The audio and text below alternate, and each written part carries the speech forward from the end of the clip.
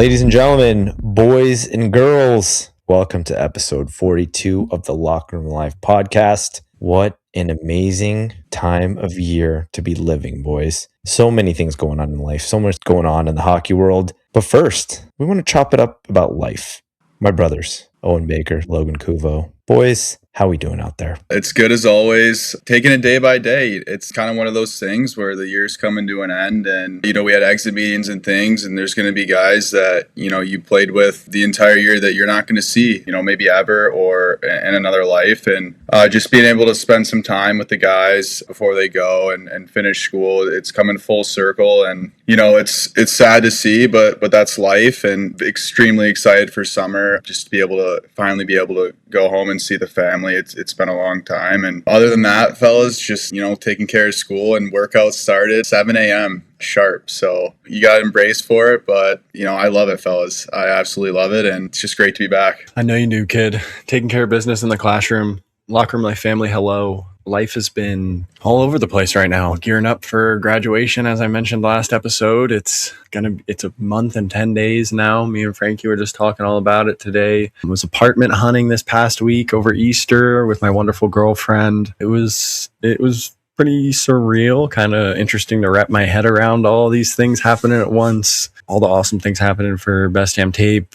rolling everything out. Amazing things happening for the locker room life. It's just surreal to even think about all the things we have going on behind the scenes, which will be coming very soon, by the way. But I'm just blessed, man. I'm really, really grateful for, of course, these guys and everything that you guys listening to us talk and just life. It's been a really great reflection period, and I'm excited for the next month. Yeah, boys.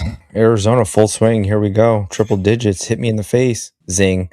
But no, I'm running solo, boys. Wife took a little work trip. She'll be gone for a couple weeks, so I know she's listening, and I don't always give her flowers on this, but sometimes I'm just an eagle just soaring through the wind, just no idea of certain things that she's holding down the household. Case in point, don't ever let me go to the grocery store, okay? Because there's a lot of things that happen. One, I never get what we're supposed to get. Like I always end up getting a lot of salad dressing, some croutons, but for some salads that I think in my head that I'm ever going to make. So the pantry's full of croutons, chips, and like salad dressing. So yeah, definitely, just life is just here solo, being able to just eat all the things that I don't get to eat when she's making me eat a lot of things that we need to cook. So a lot of Chinese food, some pizza, just indulging. Just being here. Life is amazing. Logan said, like Owen said, I think it moves so fast. I think we're just really trying to take it week by week and really appreciate the little things that are happening in all of our lives. We don't do that enough. I don't do that enough. And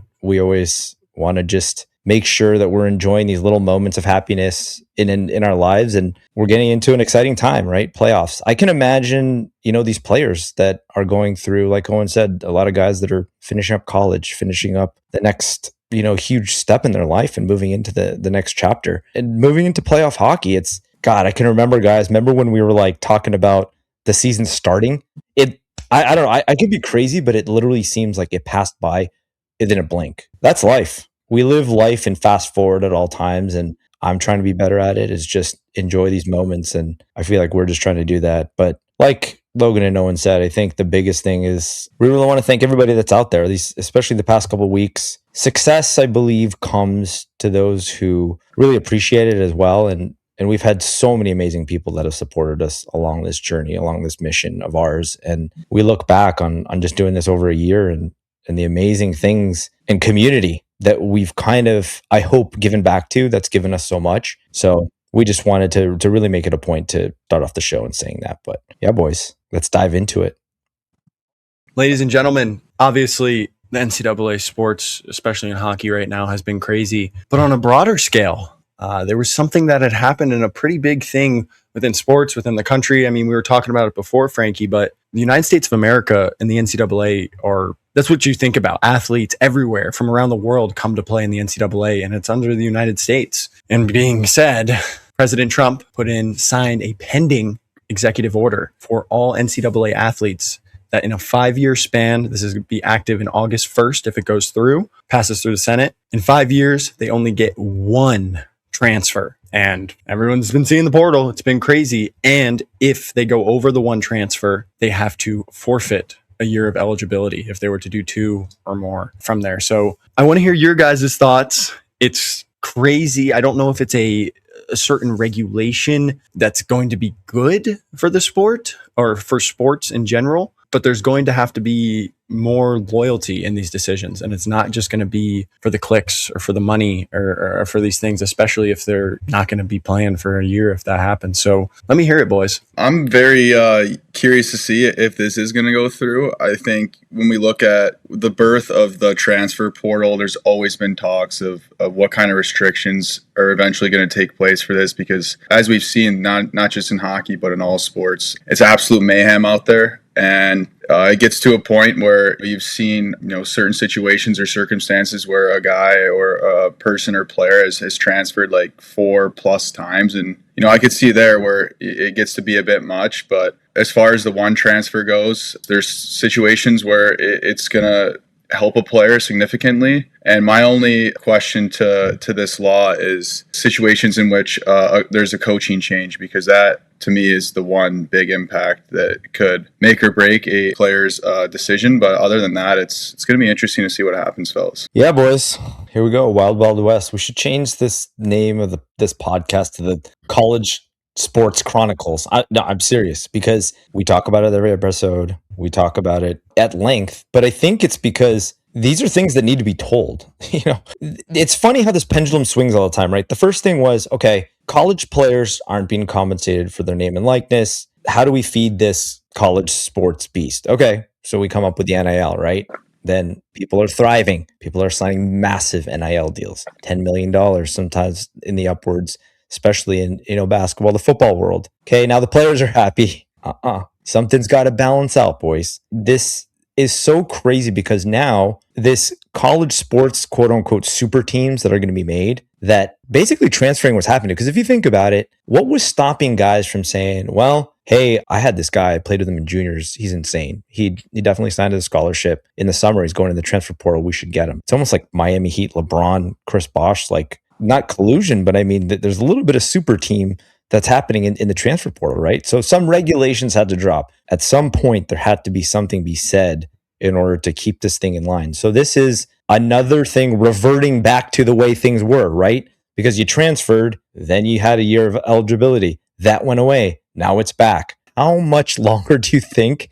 And honestly, guys, like how much longer do you think that this is going to? It's something that's probably going to go back at some point. Like it just keeps, it's like a ping pong ball. It keeps going back and forth and back and forth.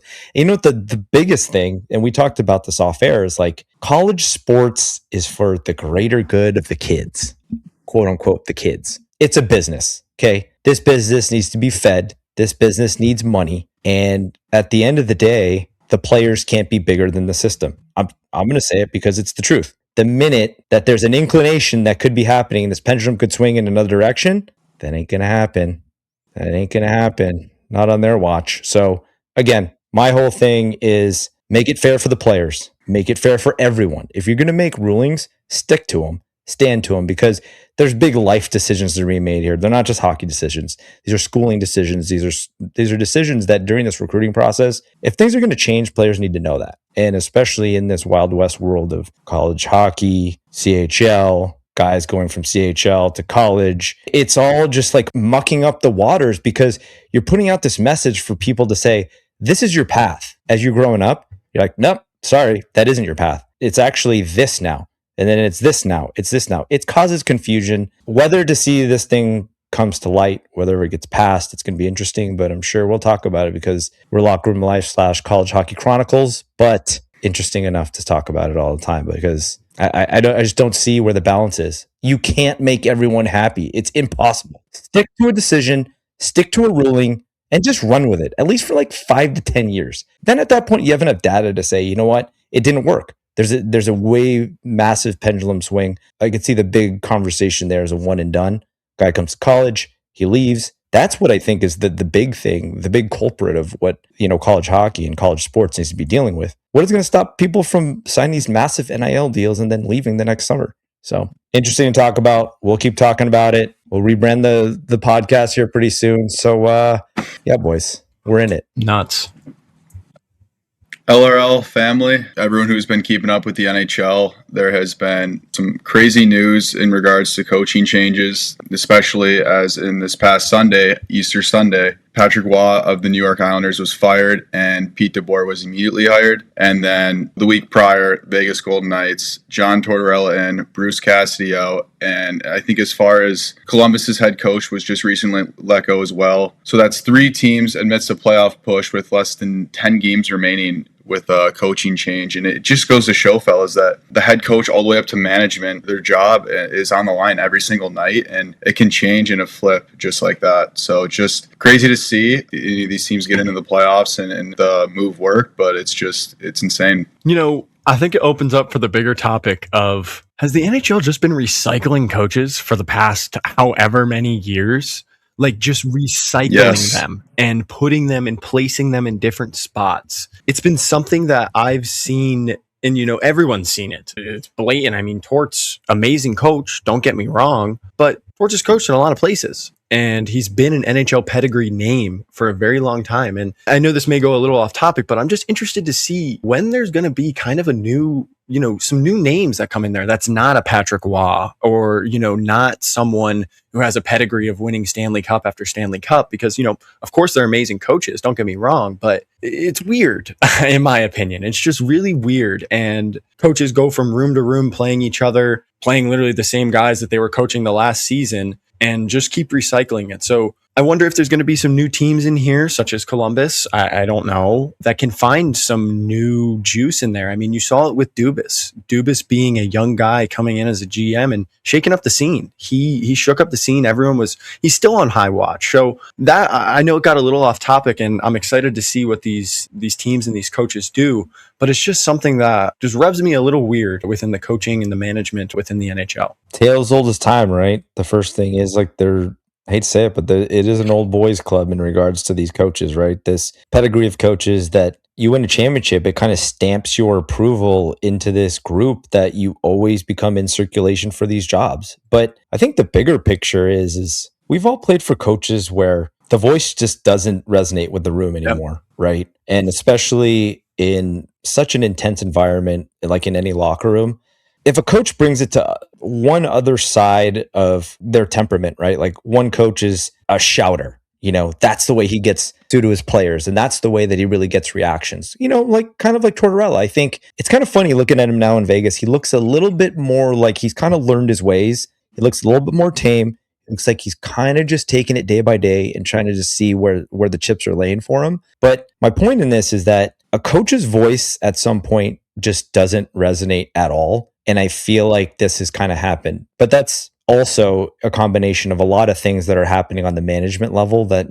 we don't know behind the scenes that are happening, such as you always hear it after the fact. There's probably some big disagreements on coaching philosophies, direction of the hockey club, different things that affect the overall landscape of everything. And at this time of year, you're trying to make the playoffs. You need some shot of adrenaline that these guys can gravitate towards and ride into the sunset, just like the Craig Berube year where they ended up winning the Stanley Cup and being able to ride that. And everybody's chasing that. Hockey's cyclical, right, guys? You see successes. It happens in the draft field too. You see player profiles that become successful. You always see the byproduct of that in the draft the next year. Every team's built the same way because winning that becomes the profile. And it's just so funny that happens in every realm. Coaching the same way. You see a guy that is a yeller, that is a player's coach, then that becomes what an organization thinks is synonymous with winning. So it's going to be interesting. Vegas is a great team. To say that they're relentless and, you know, with the way they've treated, like, you know, management and coaches at crucial moments of the season, but hey, they have a cup. It worked. And now, again, I think that somebody's like the Islanders, new GM, really trying to make a statement. And he could say, hey, look, I got to make this move now because it's something that we need to address and kind of move forward. But Pete DeBoer is a winner also. He's a coach that has done well at every level. So I think he's just going to be able to really seamlessly get into this point of the season and work with the guys. And I think he could take them through a pretty good playoff run deep because he's been He's been deep. He's been to the finals. So being able to achieve that, I think it's a great pick. But I'd love to see the Rand Pecknells of the world, the David Carls of the world. Where are we on building a better evolution system for these coaches that's enticing enough? It's not just the money, because I know David Carl did interview for a couple head coaching jobs this summer, but I mean, he's got a great deal at Denver. He's had success there. So where is the NHL on being able to create an incentivizing package for these younger coaches to make that jump? Because leaving college is an amazing feat, and for some people it's the culmination of their coaching career. But college coaches, they love developing the younger generation. They have great facilities, they have a great system. I just feel like there has to be a tweak in that in regards to building a better evolution of coaches, and there's a lot of really good ones out there, so hoping some good ones out there can get some chances this summer. What you said is so perfect. Coaches only have a finite amount of time in that room that their point gets across, and it really drives home. And then another thing that you said was it just becomes what the organization thinks and the whole city and everyone around. But I also look at it, if someone like Torts, who's such a, it's not bad that he's a social media guy, or he doesn't mean to be, but he's everywhere. And I feel like it also can kind of contort the players' minds a little bit too. They see Torts, they see him going insane. I mean, everyone who follows hockey sees it a little bit. Definitely is interesting. Boys, needed to bring this up. I know you've been hearing it in the news, and we've been covering it. College sports now growing into their own media networks. It's crazy, but true. The grumblings are true. College teams are now building their own networks. They're building marketing teams. They're building their own networks where they're broadcasting their own content, which is essentially going to be live content, which is going to turn into reality shows. And reality shows in college sports is probably going to be behind the scenes, any interviews that you're doing with players, days with the players. That can count as reality content. But this is something that you're going to continuously keep hearing about, because like we talked about, in an AI generated world right now, people's craving for something real is going to continuously grow, because that is going to be the true content that people are going to want every single day, because you don't know what's real, what's fake anymore. Everybody thinks that that's the only authentic content, and that's going to be broadcasted through these teams, through their own networks. Boys, chime in on this. Yeah, Frankie, it's crazy. I mean, we've talked so much about the progressions and just sports and college hockey, and just as a whole, it's nuts to think about it. I could see it help grow the game, and especially for the colleges in their specific areas. But yeah, there's just no limitations, and we'll just have to keep following with how it's going. Back to what we just talked about, the NCAA, college sports, it's a business, and it's a business that makes a lot of money every single year. And they're seeing these athletes come through, whether it's an SEC school of, high end, or someone like Ohio State and has the best football players in the world. They want to, I don't want to say it like maliciously, but like they want to profit off of, their successes, because they've also built them too. It's part of the whole moving part of business, of sports, everything, even when you get to the pro level. And, I think it's a great move. I think it is a really, really good move for these universities to, maybe if you have someone who's going viral, Frankie and Bake, like you have someone who's going viral, and maybe you're not the best school and you're in March Madness, you can profit off of these things. I don't know if you guys remember, but there was this guy in March Madness last year. He was the equipment manager for, I forget what school it was, but he had like sponsorships from B-Dubs, and he's a school equipment manager. It's Amir Khan. And he literally had sponsorships from, B-Dubs and DoorDash and all of these places. And like, you're crazy if you think colleges don't want a piece of that in business in general. It's just business. It's life. They provided that stage for them. So to provide good content back and kind of monetize on an end that helps both the athlete and the person and the school, I think will be good if executed correctly.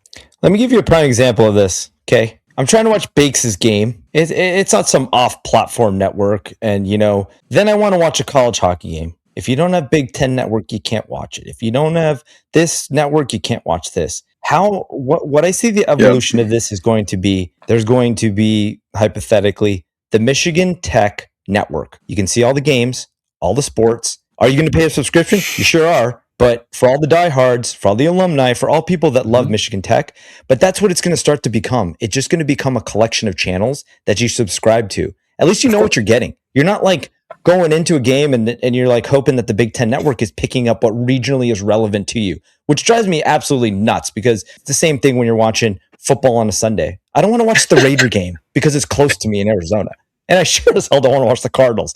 No offense, Cardinals, but you suck. Like, I'm sorry. You're right. But I digress. The whole point is it's going to be the new age of cable networking. There's going to be no more Comcast, Spectrum. What it's going to become is these individualized networks. And you're even hearing it. Another realm that this is happening is TikTok. You guys heard in the news this week. TikTok is going to start their own studios. They're going to start producing their own content, which makes sense. If you already have these people on your platform that are making money for your platform, why not offer them a show? Why not offer them another opportunity to make more money? I'm telling you guys, this is going to be the future. We kept talking about the escalation of the sports revenue, and there's a reason why it's going to be raising to 8.8 billion in the next like 5 to 6 years because of things like this. And like you said, monetization of every aspect of it. Why not keep it for the school? Why not keep it for the program? Opposed to then sharing it with these other networks that you're probably getting gouged on this deal that you probably been grandfathered into 30 years ago. So I can't wait to see it. And I love it. I love every school and every program taking their destiny in their own hands and making their own money. Boys, what an interview we have on tap this week. Natalie Darwitz, a true pioneer in the women's game. And I say that because, and you guys will hear, she was the beginning, first generation of the amazing players to not only come out of Minnesota, but also pioneer the women's game. So just being able for her to share what she was going through at that time in the formation of women's hockey and the success that she had, 2-time champion at the University of Minnesota, Team USA, and of course, Hall of Fame inductee, as well as the IIHF Hall of Fame inductee. So she's amazing. I just love that she was being able to really shed some light on a time that a lot of people don't know really existed. Let's be honest. A lot of, especially these amazing women players that are coming up, there's a lot of great knowledge and there's a lot of great people in hockey that can just know that the sacrifice, the adversity that she went through to achieve the success that she had. Yeah, it was such an honor getting to meet Natalie and getting to hear her story. And I don't want to spoil too much, but the accolades that she acquired through her career, it was just an amazing story to hear. She's a legend. It's enough said. That is Natalie Darwitz. She is just an absolute pioneer, as Frank said, and I'm very, very excited to see what happens with one of her projects that she has coming up. So stay tuned for that in the listen. Natalie Darwitz, enjoy Locker Room Life family. Ladies and gentlemen, welcome to another episode of the Locker Room Life podcast. Honored to be joined by our next guest. She is an accomplished hockey player, a Hall of Famer, an Olympian. Her accolades, if you were to read them, you have to be scrolling for a couple pages. But Natalie Darwitz, thank you so much for joining us. We're so honored to have you. Yeah, thanks for the opportunity. Excited to be here with you guys. So a lot to dive into with your storied career, but kind of wanted to dial it a little bit back. I know you were a self-regarded a rink rat growing up in Minnesota, so love to kind of dial it back and start from the beginning. Yeah, I was the youngest sibling of I had an older sister and an older brother. I'm 42, so I'm aging myself. But back in that time, there were really no ponytails out on the hockey rink. So being the youngest, it was go with mom to quintessential tap dancing class, and my sister hop in that vehicle or hop in the other vehicle with my dad and brother to go to the hockey rink. And so I was in my dad's vehicle so fast to just kind of grow up and be a rink rat. Just loved hockey from day one, even though I was a little girl and getting carted around from rink to rink. Just hanging out in the rinks, playing kick the can, playing a little floor hockey.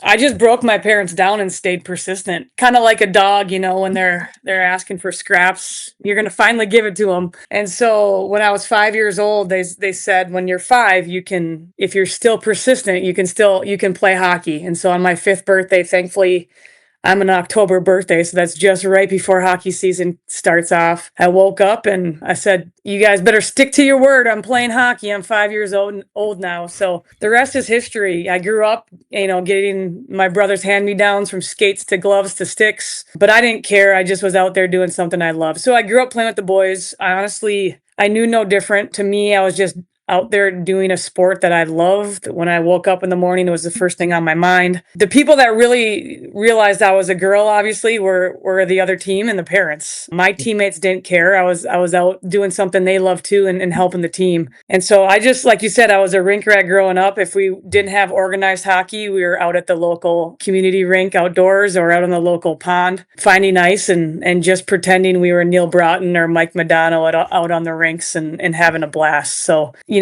I was lucky enough to reach, you mentioned my accolades before. I, to this day, don't think I would have had those accolades if I didn't grow up the way I did with playing with the boys. It started the foundation and made me the player that I was, and it's part of my journey, and I'm thankful for that. We're lucky. I mean, I know I got a Michigan guy on the call too, and he'll claim, Michigan's a state of hockey too, but we feel like we're an extension of possibly a little bit of Canada, and we love our sport and we're diehard here. And so, yeah, I think the stats are a lot of great hockey players come out of Minnesota. So the fact I was playing on Squirt A teams or Pee Wee A teams with a good community of Egan that is right up there sometimes with the Dinas and the Eden Prairies and all that. I was on really good teams playing against really great players. And because of that, I think one of the years I was on a all-star team in the spring with Zach Parisi and stuff like that. So again, your childhood plays a part of your journey. And if I didn't grow up in Minnesota playing with the boys and playing with the best of the best, I don't think I would have had the progression I did. I'm very fortunate and grateful, and I pride myself, and I think everybody from the state of Minnesota does, being from here and being a part of the state of hockey and growing up the way we did. That's amazing. And eventually you transitioned to playing women's in high school, and talk a little bit about that. And then furthermore, how you ended up deciding on attending the University of Minnesota. So back in the day, Pee Wee's was checking with USA Hockey Rules, if you guys remember that. Yeah. And so I was probably 5'3", hitting my peak when I was a Pee Wee. And my dad's like, yeah, these guys are going to continue to grow and grow and grow and grow. And so after Pee Wee's, I made the decision to switch over to girls hockey. It was a really tough decision. It was really hard. I basically went from playing a team game, a very high level, to, at that time, girls hockey was still in its infancy. So I kind of felt like Quinn Hughes. I felt like him when I switched over to girls hockey. I was playing like 30, 40 minutes a game. So I was always out there. At one point, my coaches are like, hey, when you get tired, just go back on D. And then when you want to rush it, go rush it. And then when you're tired, just stand out there and play D. And so it was a huge transition of obviously playing high-level boys hockey to going to where some of these girls just started lacing up the skates 4 or 5 years prior. And so the game changed for me. So all of a sudden I became get it quick, give it back, to rush the puck as much as I could, because if I passed it, I probably wasn't going to get it back. And so the game changed there, but again, for size reasons, the boys were getting big. I had a target on my back being the only girl on the other team. It was probably the right time to make that switch. And that was actually, quite honestly, the time when I made that switch, I started making USA Hockey camps became eligible. So I think at 14 years old, I tried out for the regional camp for Minnesota, and then you go on to national camp in Lake Placid, New York. So I went to US camp when I was 14. I did well that they invited me back to the national team camp in August. And so that change of going to girls hockey helped me out a little bit of getting noticed with USA Hockey and getting on that radar. But, I think going to the University of Minnesota, I played 4 years of high school hockey. And then my junior and senior year of high school, I actually made the US Olympic team, or the national team, to train for the 2002 Olympics. And so my childhood or my high school career wasn't conventional. It was unique. I didn't have a senior year.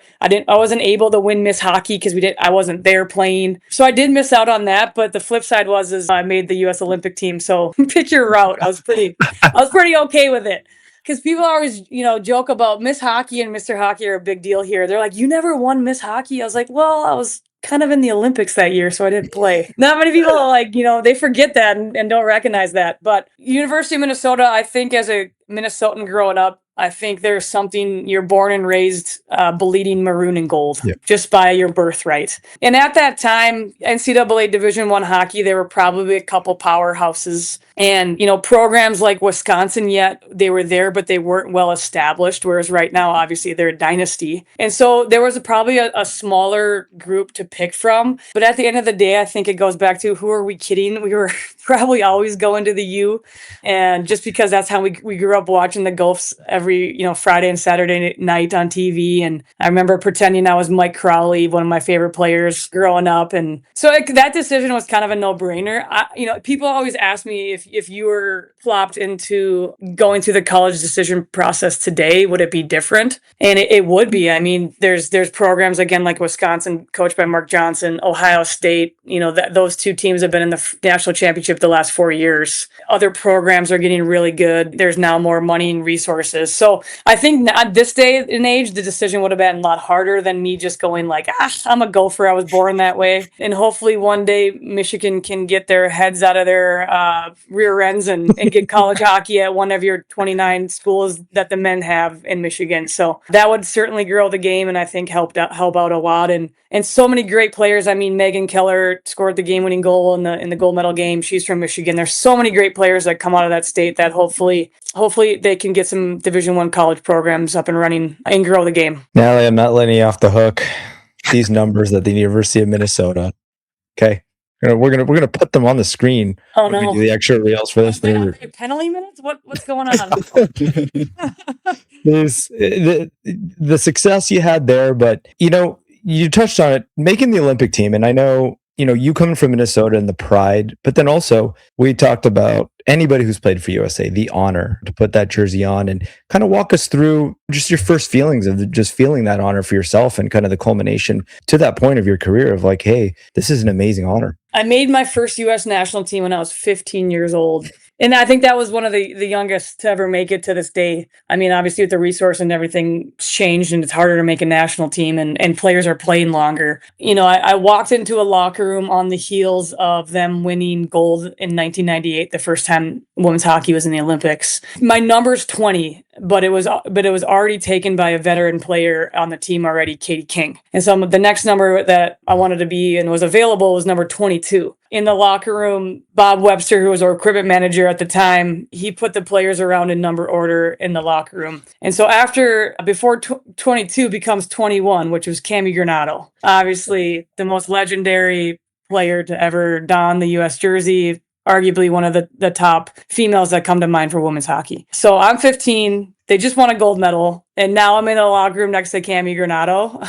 It was a little bit surreal, and I'm very introverted too by nature. To be in that setting was surreal and humbling, and obviously I was excited but yet nervous and anxious. But I just found once I got on the ice, that was my happy place, my common denominator, right? So once I laced up those skates, and just like any big game, you're not aware of the crowd, you're just kind of locked in. And so once I got on the ice, I just kind of did my thing and grew and gained respect of my teammates, and made a national team ever since that time. And so again, I think everything happens for a reason. I'm the youngest sibling. I think getting beat up by my sister and older brother, my childhood prepared me for a moment of going into a locker room with players that were 10 to 15 years older than me, and be able to hang with them and have respect, and both on the ice and obviously off the ice, and know my place and stuff like that. So anytime you put on the USA sweater and you represent your country, and you're one of the best to represent your country in your sport, obviously it's a huge honor, and you're grateful to do that, and you just want to do it justice and do your best to help out the team and help out your country and win some medals. So every time I was honored to be invited to a team or selected to a team, it was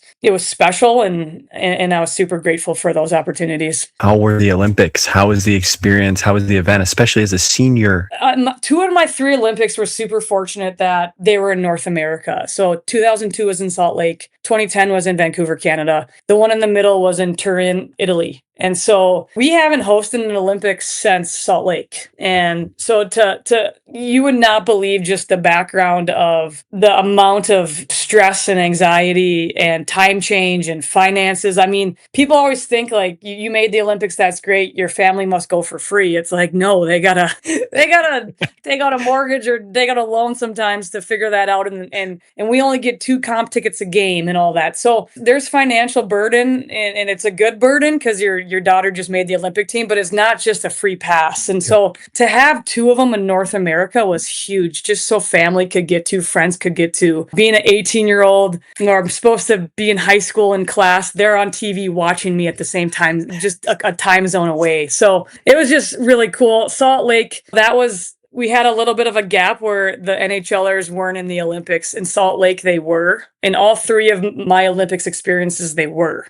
And so being an 18-year-old and just growing up in Minnesota and having the North Stars, I mean, Mike Modano was my guy I watched, right? He was my role model on and off the ice and looked up to him.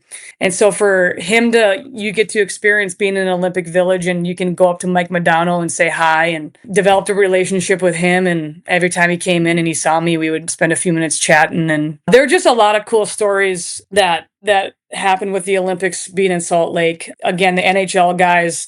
The other cool one with childhood hero, after the Finland game, I had a really good game. I was on a line with Cami Granato and Chrissy Wendell, 2 Hall of Famers. Just so happened to be that game I got fed the puck the last and got it in and scored a hat trick. After the Olympics, the games, you kind of go through a media scrum. Because I had a good game and there was a story of I was 18 years old and all that, I kind of had my own separate press conference. And so after the press conference, I'm walking back with the Minnesota Wild ops guy, Bill Robertson, and he's helping out with the men's and women's teams.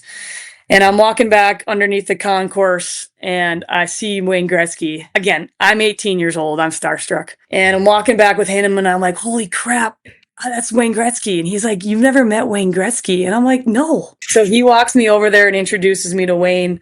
And Wayne, he goes, hey, Wayne, want to introduce you to Natalie? She's on Team USA. And Wayne goes, yeah, you're the kid who just had a hat trick, right? And I was just kind of blown away by that. I mean, if you went up to him today, he wouldn't remember me from Adam, but I can take away for a little glimpse of time. Wayne Gretzky knew who the heck I was. And I got to meet him and have a conversation with him. So, yeah, it was really cool. But the craziest thing about, post-Olympics is 2 weeks later, I was thrown back into high school. They talk about the Olympic hangover regardless. Like, for 3 weeks, you're kind of like a celebrity and to get the red carpet rolled out for you. And then all of a sudden, once the closing ceremonies happen, it's like, okay, you're like herded back in with cattle and thrown back into life. And you're like, wait a minute, for the last 9 months, I just had a bus take me wherever I need to go for hockey. Meals prepared, just walk down to the hotel, room. And then you're thrown back into the world where you're like, wait a minute, I got to make mac and cheese now for lunch. Double whammy that they threw me back into high school. So I had to go back and finish my last trimester of high school. The first day back, I walked out of class because I had to go to the bathroom. The teacher ran down the hallway and she's like, where are you going? And I was like, well, I need to go to the bathroom. Looked at her sideways and she's like, well, in high school, you need a pass. And I was like, okay. So it took me a while to get back into the thick of things when I got back from the Olympics, needless to say. But I graduated on time, Owen, and I got to go to college on time. So that was good. I love that. I couldn't even fathom, the transition. I think we skimmed over the fact a little bit. Your playing career, you had 100 points in one season, 2-time Natty champ. For those who may not have been able to see you play, what would you say your playing style was like? Oh, it's a good one. The world now of just like YouTube and all the social media and all these highlights. It's funny. I have a 10 and 8-year-old, and when I got inducted into the Hall of Fame, when you watch TV and you're like, that's from really long ago and it's all grainy and black and white. That's what it feels like seeing highlights. As far as my style, I would say that, I was more of a playmaker. And again, I'm going to age myself, but I'm more of a Paul Kariya type. I was a smaller player. I'm only 5'3". I was fast. I was agile, but I love to develop plays, and I kind of saw them happening. The hockey IQ, seeing plays develop a couple seconds ahead. Could I score goals? Yes, but I think if I had to dream scenario, it'd be setting somebody up for the goal. And again, I was just fortunate enough through my college career. I was on a line with Chrissy Wendell, again, a Hall of Famer, and another player, Kelly Stevens, who played in the 2006 Olympics. And again, the reason for some of those stats, I was like secondary assist sometimes, or I remember I would make a breakout pass to Chrissy in the D zone and she would dangle and weave through everybody else and I would get a primary assist. And I was like, yeah, I don't know about that one, but I'll take it. So just fortunate enough to be on a line with just really great people and be on really great teams. I mean, I think that's reason for those stats sometimes. So, but yeah, definitely more of a playmaker, crafty player. I was not a power forward. Yeah, I could drive the net, but I would rather, cut the seam and go across the grain or whatnot. And nothing flashy, but just kind of outsmarted opponents mostly was my hockey IQ. Natalie, your kids are looking at the video and they're like, Mom, what's wrong with the video? Why does it look like that? Why does it look like it's in a sandstorm? Pretty much. I will say one thing though, like I always wore a bubble, iTech or a bubble, whatever they call it these days. And they're like, since they play hockey now, they're like, hey, we want to go. We want to wear a bubble too. And so they're bringing the bubble back, and I got them it for Christmas. And after Christmas, all of a sudden, like other kids were seeing it. I think half of our team was in bubbles. So I think they're bringing the old school back by watching the trendsetter. black and white videos. Yeah. Natalie, everything comes back. It's all cyclical. It all rolls all the way back. Just like the ugly, like I'm an old school, like solid black skates. I just can't get behind the vapors right now with the white on the back. It just bothers me. It's like they look so good when they're new, but there's somebody that's worn them for a season. You're like, oof. Yeah. Those need some fixing. It's giving me like Sergei Fedorov Reebok vibes. See the white. Yep. You know? So. Oh, that's awesome. So, Natalie, I wanted to ask you, we were talking about this, before we jumped on, especially the younger generation in the landscape you were growing up in between the Olympics. Where were you skating? Where were you training? Like, because there was no in-between league, essentially, between each Olympics. There wasn't. I mean, we did have our semi-professional leagues, which you call them, but they weren't professional because you were paying to play. But there were those leagues that they tried to set up back in the day that, it could get you some competition, but it wasn't consistent. It wasn't every day. It wasn't like it is now. The college hockey was kind of like your NHL at that time. And when that was over, you were like, what am I going to do? And, there wasn't much resources as far as making a living playing hockey. If you were on the US team, you got a stipend and you made something. But if you're looking at your peers who are just out of college and they're getting entry-level jobs, they're making more money than you. And so a lot of players, unfortunately, just like my friend Chrissy, I think she was done playing when she was 25 years old. I mean, she didn't even hit her prime yet. And that was simply because she's like, okay, I want to start a family. There's not a lot of resources to continue. And so players had to make those decisions. I ended my career when I was 26, still pretty young. But the shift between when I was done playing college hockey or my second Olympics, which was when I was 22 and 26, those 3 to 4 year gap, it was tough. A lot of training on your own. You had 2 to 3 big USA tournaments a year, whether that was 4 nations and the World Championships, and then maybe a holiday camp thrown in there. Otherwise, you're on the hook to continue to train at a very high level. A lot of the time that was on your own in the gym. If you had teammates around, you hooked up with them and got together with them. But I remember a lot of times I was playing late night men's leagues and showing up to like a lot of men's league skates and 3-on-3 leagues and stuff like that. And then skating on my own, doing skills practices on my own or with a couple teammates. And so it just became, long, and you had to find those timelines and checkpoints to keep the motivation going. But it wasn't easy, and the driving force was a gold medal and hopefully the next Olympics. And that's what kind of kept you motivated in those certain small checkpoints within USA Hockey, within the hockey season. Other than that, it was kind of grind it out and find a place to skate on your own and work out on your own. So again, super lucky I had the resources in Minnesota, and that's where you say a lot of times, it's funny, you go into the Hall of Fame, it's individual, but it really took an army to get there. I could go on and list the people who extended an arm, a hand, and said, hey, Natalie, you can skate here. You don't have to pay for men's league. You can do this. You can do that. And I'm not going to charge you.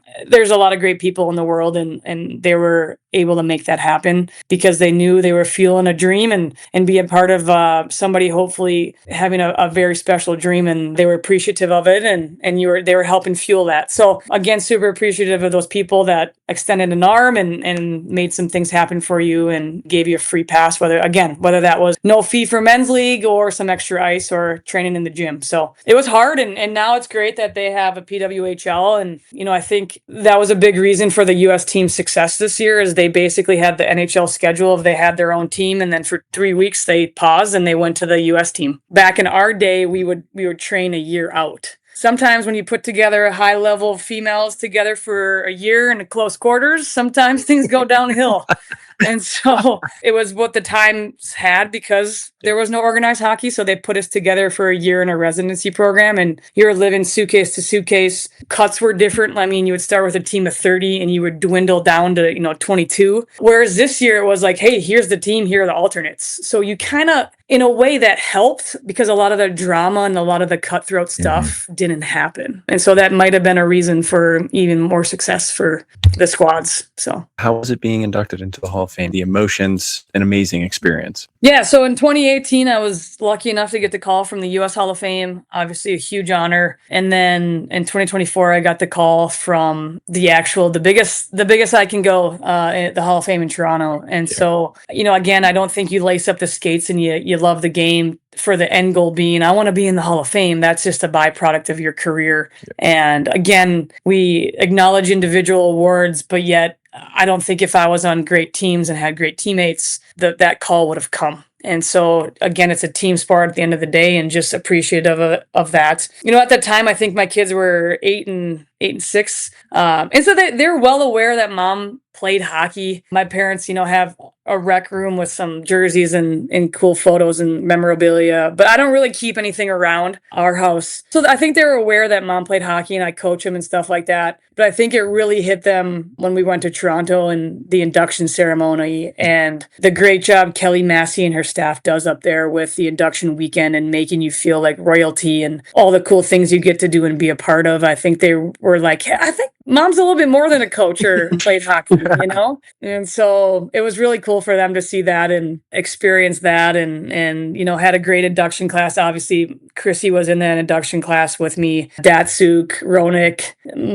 my youngest kid really took a liking to Datsuk. So it was just really fun to be a part of that weekend and have my family out there and extended family, my brothers and sisters. A good group of 25 of them went, and it was just a memorable, special weekend to cap off a really great hockey playing career. I can't imagine how surreal that must have felt, and to be able to leave that legacy is just amazing. Like you just mentioned, when it was all said and done, the transition from hockey, how did you kind of know what you wanted to do next? Yeah, I don't think I did. I mean, again, I was still pretty young. I was 26. If we had a professional league now, Hillary Knight's, I think like 36 right now or something like that. Hopefully I apologize if that's wrong to her, but it really depends on your resources. So I wouldn't say like physically, mentally, I was done playing. It just became a time where, my peers were making a whole lot more money, and raising a family, starting a family became important as well in a decision. I wouldn't be transparent if I didn't say like it was tiring living out of a suitcase and traveling around. And, with USA Hockey, people don't realize, it's not like the NHL where you're gone for maybe a couple of days and then you're back. With USA Hockey, you're gone for 3 to 4 weeks, especially if you're going overseas. And so that just became exhausting and just kind of living out of a suitcase. So I think if there was a league like the PWHL now, I think it would have been a no-brainer, but just the grind, the lack of providing for your family we weren't really making substantial amount of money, just kind of led me to hang up the skates. And then, when I was still playing the last couple of years, I was actually got involved with coaching. My dad at that time was our high school hockey coach for the girls program. And so you guys were asking about what did I do, the years where we didn't have after college hockey to lead up to the next Olympics. You would get bored out of your mind just training all day and stuff like that. And so he twisted my arm to start coaching with him. And initially, I just was like, no way, I have no desire. But he voluntold me that I would be there twice a week. He's like, you got nothing going on, get out here, And so I showed up twice a week, and before you knew it, a couple of weeks went by. I was there 6 days a week. I absolutely fell in love with it. It was honest at that time too. Again, I'm very, even though I'm talking a lot right now, after I get off this call, I'll be energized, will be at a 0. I was a very introverted person, and coaching, you can't go out there, you have to communicate it. You have to find different ways to communicate to these players, how to get through them, how to make them better, to see your vision, to see the IQ. And so communication rose to the top. At that time, Chrissy was moving on from hockey. She was the captain of the 2006 Olympic team. When she retired, I became the team captain. I don't think that would have happened if I didn't get into coaching, because when I was coaching and then going back to the U.S. team, I was now a more vocal person, asking teammates how they're doing, checking in with them, giving them, hey, when this happens here, let's do that. I was now more vocal as far as communication and trying to get the best out of them, to get the best out of our team. And I think our team really got behind that they named me team captain. And so I think everything happens for a reason. And I think that played into the reason why I was team captain is I got into coaching and got out of my shell and comfort zone and started communicating better, just started building relationships better with everybody. And I think that was really important. And not to say I wasn't doing it before, but it just, I stepped it up a few notches and went the extra mile, and I think it paid off. And so after I was done playing, to answer your question, I was coaching high school hockey. I had a short stint when I was still playing with the U.S. team with the Gophers. I was an assistant coach for 2 years. When I hung up the skates after 2010, I coached another year at the Gophers. And then, as the reasons I mentioned, I was kind of done playing the travel. Same thing with the Gophers. I was kind of getting tired of living out of a suitcase, traveling every weekend, being on the road recruiting. Then I went back and coached high school hockey. And so I was a high school hockey coach for 4 years at a community called Lakeville South. And then Division III hockey knocked on my door, a college called Hamline University, which is in St. Paul. And so the AD approached me if I was interested. I told him to pound salt right away that I wasn't. And then he's just like, why? And I was pregnant with my first child at the time. And I said, hey, I can't commit to this. It's too much time commitment. And he just says who? He says, if I know you'll do your job. And he said something really profound that made an impact on me and can make an impact on a lot of people in leadership positions. He said it's usually men in leadership positions like me that don't think outside the box. And so he said, Natalie, I'm not asking you to clock in 9 to 5. I'm asking you to coach a hockey team and hopefully bring this program to the top. And he goes, that doesn't require you to sit in a room from 9 to 5. He goes, be at home with your kids, raise your family. This day and age, you can do everything with your cell phone. When you're at practice like you want to be. You'll recruit and you'll go do that as necessary because you're competitive and you want to win and make this program your best. There's no book that says you need to be in the office from 9 to 5. Go do that. And once he said that, it opened some doors for me, and I took the Hamline job. And, I think they won a few games a year prior. And in 3 seasons, our staff and the players we recruited, we were at a Frozen Four. Went to Frozen Four back-to-back years. The second year, we played in the national championship game, came up short. Took that program from no one knew they had women's hockey at Hamline to when you said you were at Hamline, they said, oh, they have a really good women's hockey program.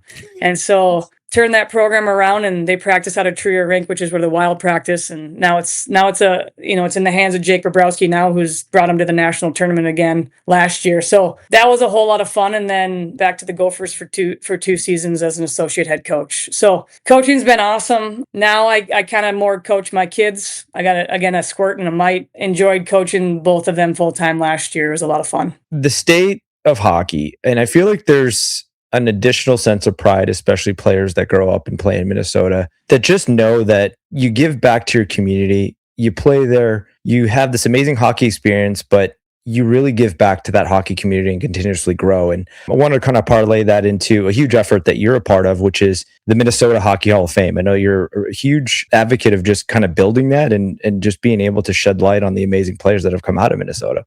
Yeah, I mean, it's crazy to think of, we got 30 NCAA Division I and III programs alone in Minnesota, the Stanley Cup winners, the PWHL, the Division I and Division III players that go on and play for all these teams that come out of Minnesota, the state high school tournament that sells out where an NHL team plays. The wait to get tickets is a 10-year wait. Like, it's bananas. And the fact that we don't have a dedicated place to enshrine that and memorialize that and to grow the game, it's head scratching. And so I'm a part of an initiative that is helping build the Minnesota Hockey Hall of Fame. Obviously, it will encompass 5 wings, which will highlight every level of hockey from grassroots hockey to high school, college, professional, and Olympics. We had 9 Minnesotans in the Olympics a month ago win a gold medal. And so not only that, but just the players that have paved the way and have made the game what it is, not only in the state, but, nation, worldwide, that should be enshrined and should be honored, is going to be huge too.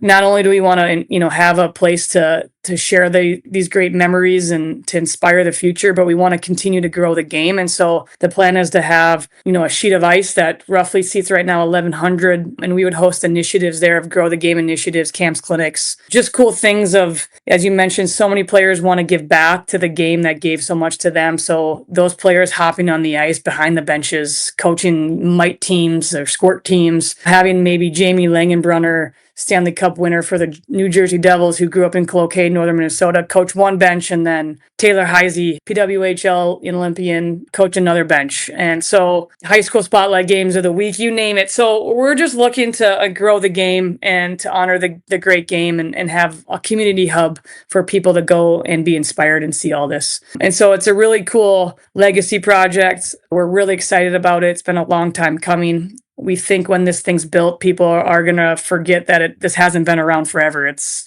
brand new, but they're going to feel like it's been here forever. And, not only is it about the great players that have paved the way, but the coaches, the referees, the hockey moms, maybe that fundraise for a second sheet of ice, or the Zamboni drivers that kept the rink open longer so that players can continue to skate out there and get more ice. So we want to find those stories that every community has and be a vehicle to share that story and highlight them. So we're really excited about it. And hopefully you guys can all make a trip out here when it's open. Yep, for sure. We'll 100% be there. Awesome. Natalie, you are such a trailblazer. And I want to ask you, for all these girls coming up in today's landscape, what's the advice you'd give them? Yeah, I think you got to love it. If you're passionate about something, you're going to be all in and give it your all. If it's hockey and that's your passion, for me, again, growing up, it was the first thing on my mind. Any chance I got, I had a stick in my hands. And if it was winter, I was on the local rink. If it was summer, I was on my rollerblades in the driveway. And so that was my passion. That's what I wanted to do. If it's hockey, great. If it's not, find your passion and go after it 100%.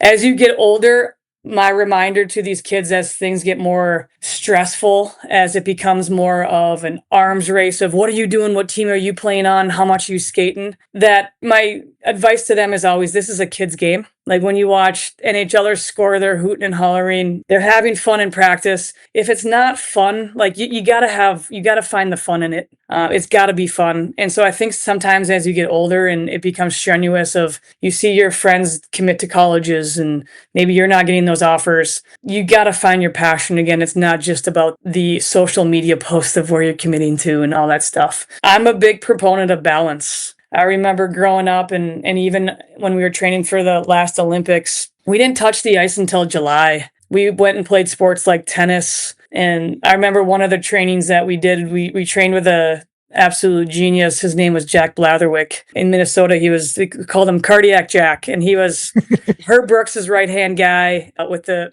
sports performance aspect before it was sports performance and how big that's gotten. But he would be like, I can either put you on the line and you can do 100 sprints, or I can have a kid who plays Division I tennis at the University of Minnesota hit you balls and you sprint and go get them. And he goes, if I would have had you on the line doing sprints, you guys would have gave me the finger and walked out. The fact that he's like, I made it fun for you guys. It was competitive. You wanted to chase the ball down. You got blisters on your feet. You probably did over 150 sprints and you didn't complain. You did it with a smile on your face. He goes, the people that are making it, do this. You got to have work ethic. You got to go through the grind sometimes, but make it fun. And so that's something I tell these kids. You don't always have to go in the gym. Go run football routes. Go chase down pop flies. Like you'll get way more out of that and have way more fun and a smile on your face diving after a ball than you would be sprinting on a football field. And so I always just try to remember that it goes back to make it fun. It should be fun. So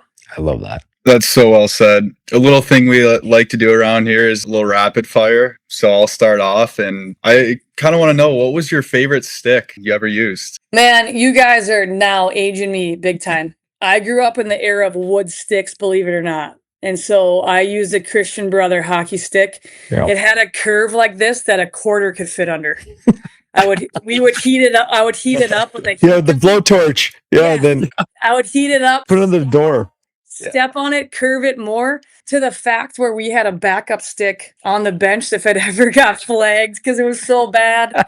It was so bad. My first 2 Olympics, I was in a wood stick, Christian Brothers, and they were blacked out because they weren't an Olympic or USA Hockey sponsor. So it just looked so ghetto. It was a straight up black spray painted wood stick with a hook on it, like 90 degrees. And then all of a sudden they came out there with these 2 pieces, and all of a sudden my shot got like 30 miles per hour harder. It was like, holy moly. So the kids these days and these sticks they use, it's like, we always joke about, wow, these kids can skate fast and shoot hard in these days. It's like, yeah, they also got $500 in their hand. We used to play with a $30 stick. I think when I got out of Christian, I was, do you remember the company Mission? Yeah. Of course. Hockey. I used a little bit. I used their skates. I like their sticks and stuff. And then obviously now things are condensed basically to CCM and Bauer basically. Yeah. And a couple, maybe 1 or 2 others. But right now I use just a Bauer P28, whatever. It's not the curve I had on my Christian. But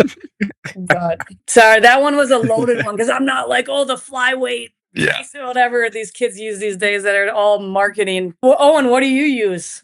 I use the Trigger 9. Do you? Okay.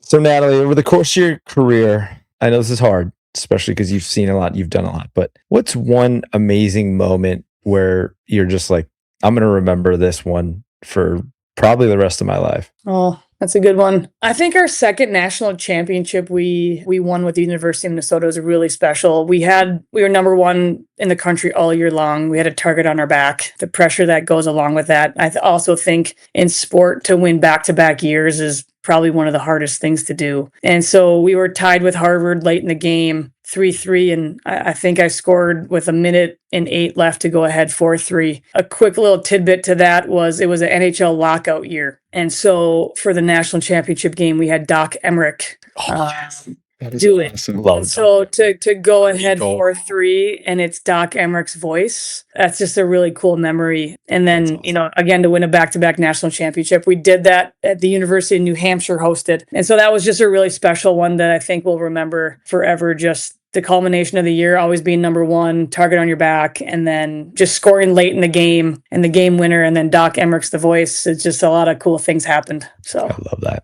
We got to find that clip.